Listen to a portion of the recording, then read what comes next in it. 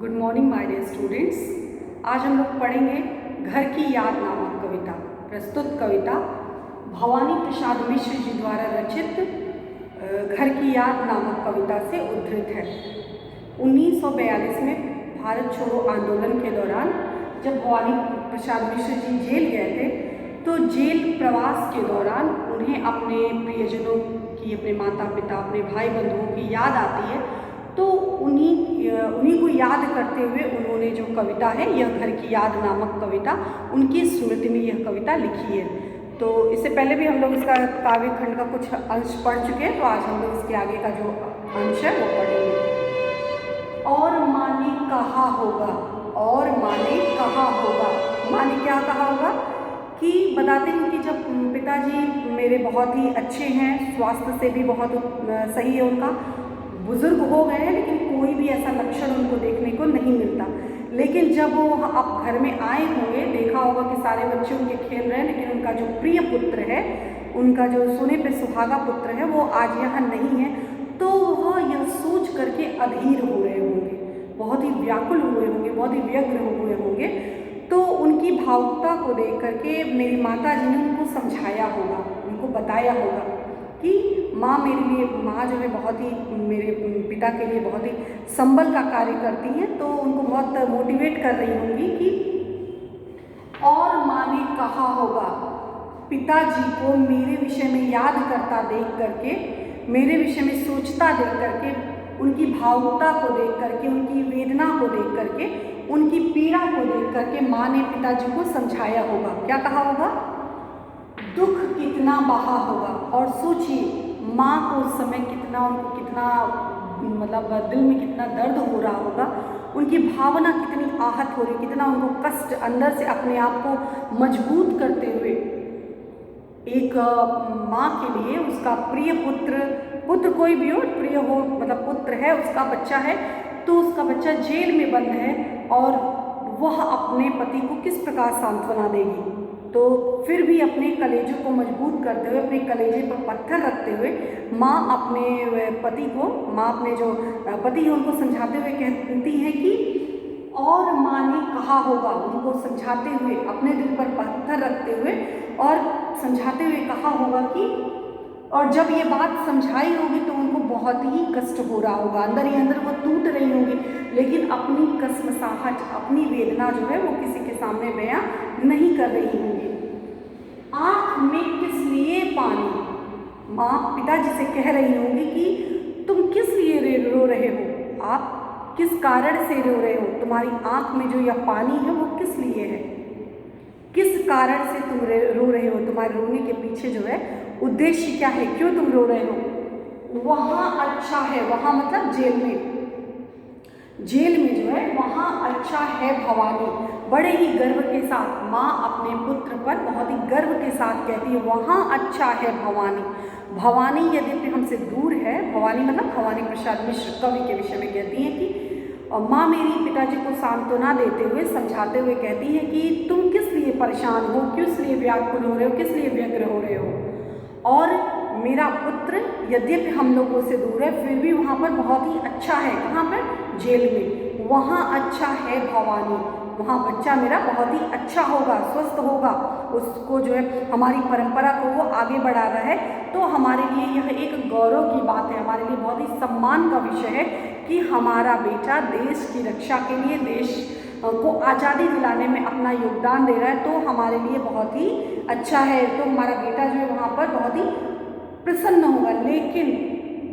यह बात माँ जब पिता को बता रही होगी तो दुख कितना बहा होगा, पिता को सांत्वना देते हुए माँ उस समय कितनी अधीर हो रही होगी, कितनी व्याकुल हो रही होगी, इसके विषय में बताया गया है कि जब माँ ने, और माँ ने कहा होगा, माँ अपने पति को यानी भवानी के पिता को समझाते हुए कहती है कि क्यों परेशान हो रहे हो, क्यों इसलिए इतने अधीर हो रहे हो, तुम जितना अधीर होगे उतना ही बच्चा वहाँ पर बेचैन होगा। कि माँ बाप अगर किसी को, लोग कहते हैं किसी को याद करिए तो उस तक उसकी जो प्रेम की स्मृतियाँ, प्रेम की जो यादें होती हैं वहाँ तक पहुँचती हैं। तो इसलिए समझाते हुए कहती है तुम किस लिए रो रहे हो, और हमारा बेटा जेल में भले है लेकिन वहाँ पर खुश है, वह तुम्हारा मन समझ कवि के विषय में माँ कहती है कि माँ ने पिता को समझाते हुए, भवानी प्रसाद मिश्र जी कहते हैं, माँ मेरे पिता को समझाते हुए कहती है, अंदर से कितनी वो दृढ़ इच्छा शक्ति वाली है, दृढ़ निश्चयी है कि मैं अपने पति को यानी मेरे पिता को समझाते हुए कही होगी कि वह तुम्हारा मन समझकर जेल में जाना मतलब देश की सेवा में अपना जीवन अर्पण करना, ये तुम्हारी भी इच्छा थी। तुम भी चाहते थे कि बेटा जो है देश के हित में अपना योगदान दे, तो उसने तुम्हारी भावना की कद्र की कि पिता चाहते थे कि मेरा बेटा जो है देश की रक्षा में अपना योगदान दे। तो यह ऐसा सोचकर वह तुम्हारा मन समझकर कि तुम्हारा भी मन यही था, तुम भी यही चाहते थे, और अपनापन समझकर पुत्र ने कर्तव्य बोध का पालन करते हुए, पिता के दायित्वों को समझते हुए, पिता की भावना को समझते हुए, पिता की भावना का कद्र करते हुए और अपनापन समझकर हमारे पुत्र ने पिता के प्रति अपनापन, पिता के प्रति स्नेह, पिता के प्रति जो प्रेम था वो प्रेम को समझते हुए गया है सो ठीक है। अब वह देश की सेवा में गया है, आज वह जेल में बंद है, तो हमें उसकी सराहना करनी है। गया है सो ठीक है, मेरा पुत्र देश की सेवा में गया है, तो वो हमारे लिए क्या है, स्वाभिमान का विषय है, वह हमारे लिए बहुत ही सम्मान का विषय है। गया है सो ठीक है, देखिए तुक देखिए, गया है सो ठीक है, यह तुम्हारी लीक है। लीक मतलब क्या होता है, परंपरा। यह तुम्हारे द्वारा बनाई हुई जो परंपरा है देश की सेवा में योगदान देना, उसी परंपरा को कायम करते हुए, अगर वह इस परंपरा का पालन नहीं करता, देश की सेवा में अपना योगदान नहीं देता, तो कहीं ना कहीं हम उसकी वजह से शर्मिंदा होते। लेकिन वह तुम्हारी भावना को समझते हुए, तुम्हारे मन को समझते हुए, तुम्हारे हृदय की भावना वेदना को समझते हुए, वह जो तुम्हारे द्वारा चलाई हुई परंपरा थी, जो आपने परंपरा बनाई थी, उसी परंपरा का पालन करते हुए, उसी लीक का पालन करते हुए, उसी परंपरा को मानते हुए हमारा बेटा जो है वह जो है देश की सेवा में अपना, मातृभूमि की सेवा में अपना योगदान दे रहा है। तो यह हमारे लिए एक सम्मान सूचक विषय है, गर्व की बात है। और माँ ने कहा होगा दूध कितना बहा होगा, आँख में किस लिए पानी, वहाँ अच्छा है भवानी,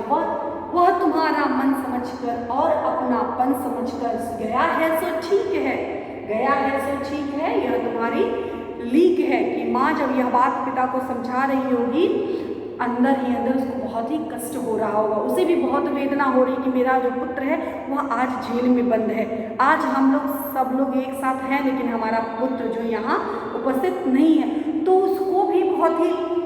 वो भी बहुत भावुक हो रही होगी, बहुत ही अधीर हो गई, लेकिन जो है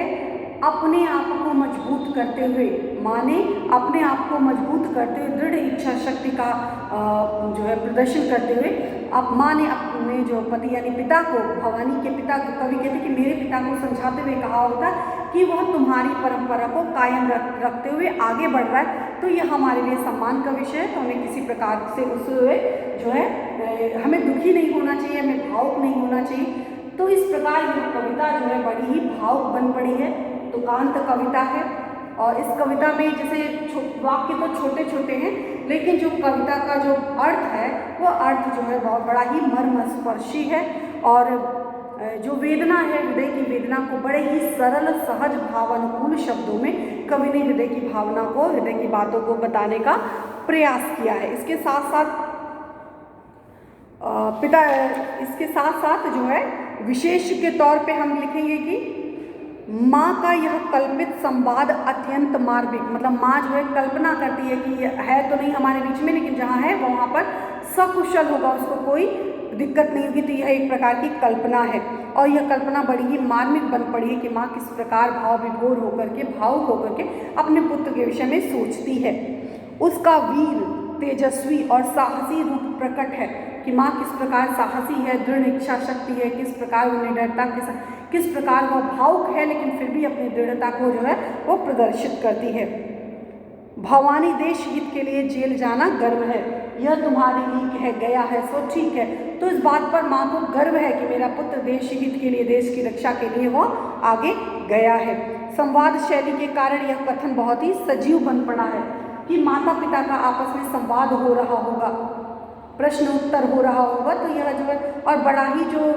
विषय जो चयन किया है वो बहुत ही